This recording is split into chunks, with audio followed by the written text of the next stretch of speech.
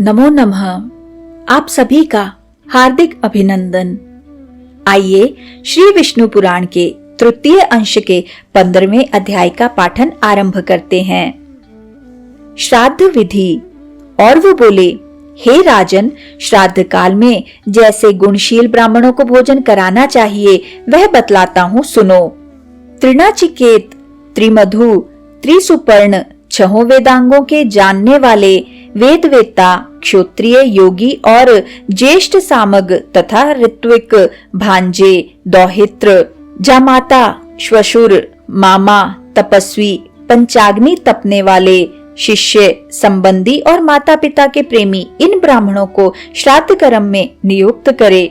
इनमें से तृणाचिकेत आदि पहले कहे हुओं को पूर्व काल में नियुक्त करे और ऋत्विक आदि पीछे बतलाए हुओं को पितरों की तृप्ति के लिए उत्तर कर्म में भोजन करावे।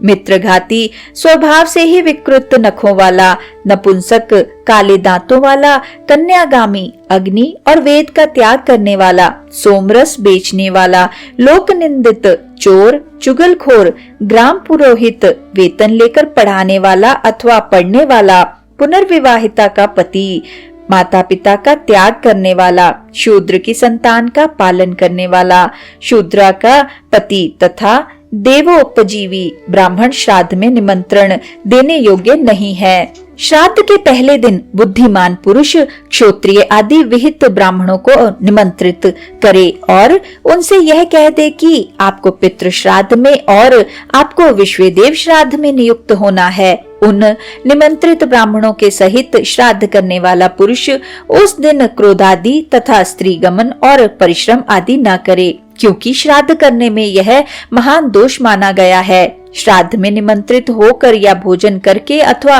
निमंत्रण करके या भोजन कराकर जो पुरुष स्त्री प्रसंग करता है वह अपने पितृगण को मानो वीर्य के कुंड में डुबोता है। अतः श्राद्ध के प्रथम दिन पहले तो उपरोक्त गुण विशिष्ट द्विज श्रेष्ठों को निमंत्रित करे और यदि उस दिन कोई अनिमंत्रित तपस्वी ब्राह्मण घर आ जाए तो उन्हें भी भोजन करावे। घर आए हुए ब्राह्मणों का पहले पाद शुद्धि आदि से सत्कार करे, फिर हाथ धोकर उन्हें आचमन कराने के अनंतर आसन पर बिठावे।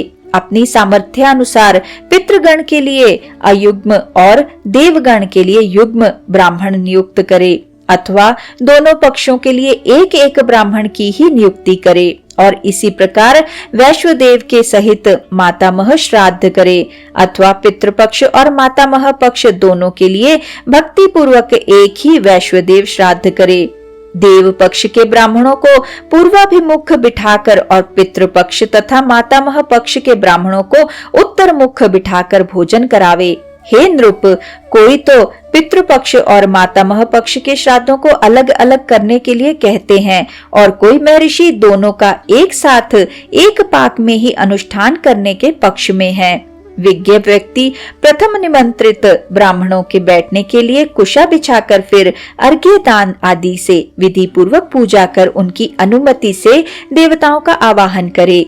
तदनंतर श्राद्ध विधि को जानने वाला पुरुष यव मिश्रित जल से देवताओं को अर्घ्य दान करे और उन्हें विधि पूर्वक धूप, दीप, गंध तथा माला आदि निवेदन करे।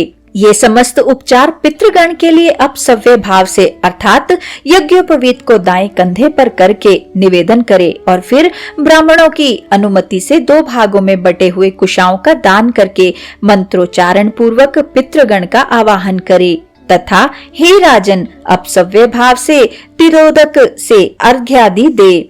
हे नृप, उस समय यदि कोई भूखा पथिक अतिथि रूप से आ जाए तो निमंत्रित ब्राह्मणों की आज्ञा से उसे भी यथेच भोजन करावे।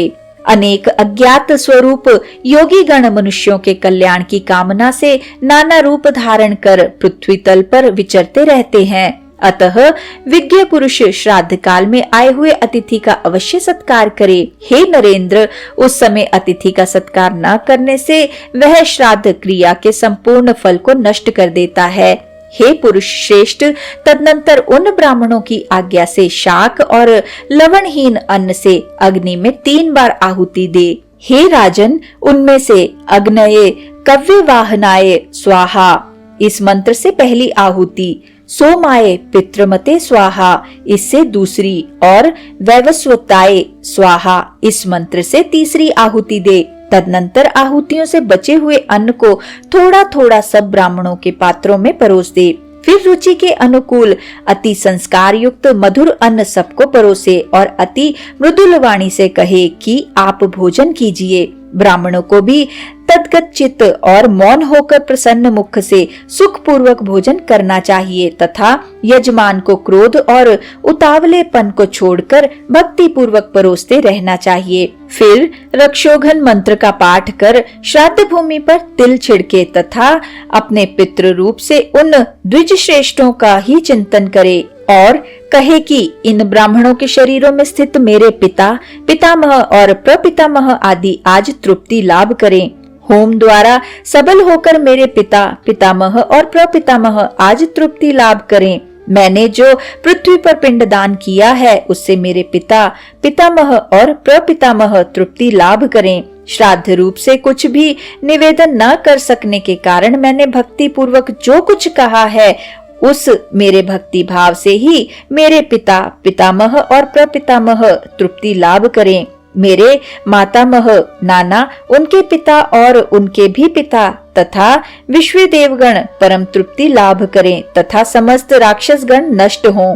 यहाँ समस्त हव्य कव्य के भोक्ता यज्ञेश्वर भगवान हरि विराजमान है, अतः उनकी सन्निधि के कारण समस्त राक्षस और असुरगण यहाँ से तुरंत भाग जाएं। तदनंतर ब्राह्मणों के तृप्त हो जाने पर थोड़ा सा अन्न पृथ्वी पर डालें और आचमन के लिए उन्हें एक एक बार और जल दें।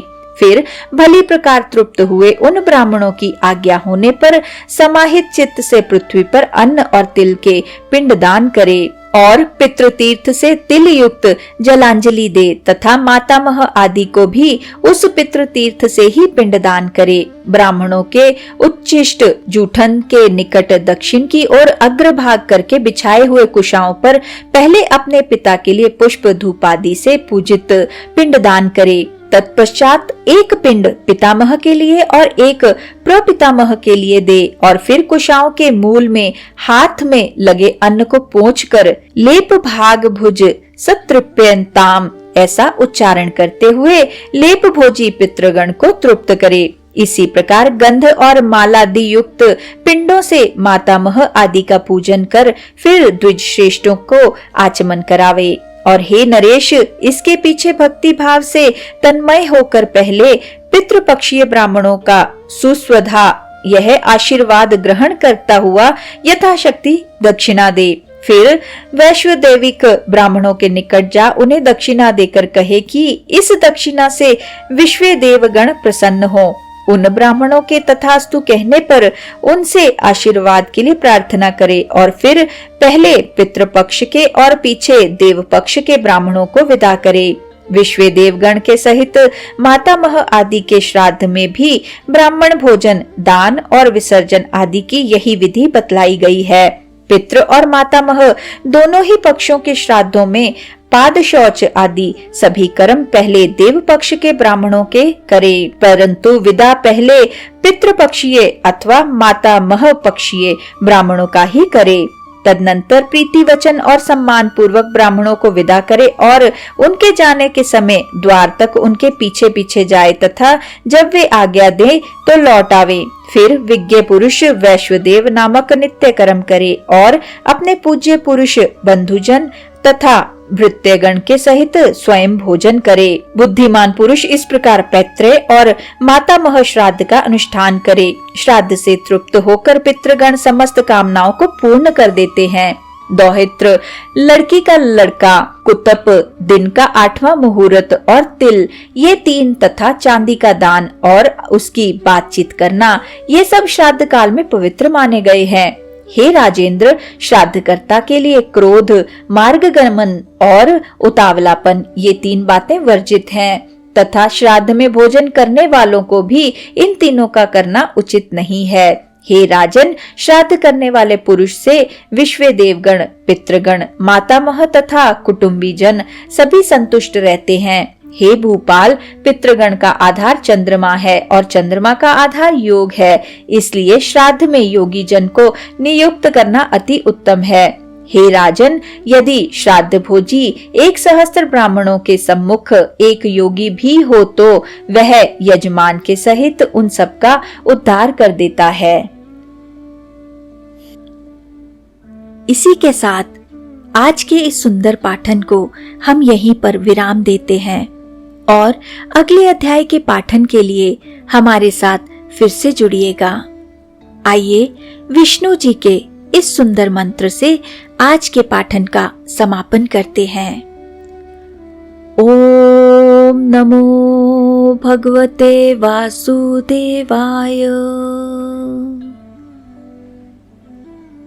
ओम नमो भगवते वासुदेवाय।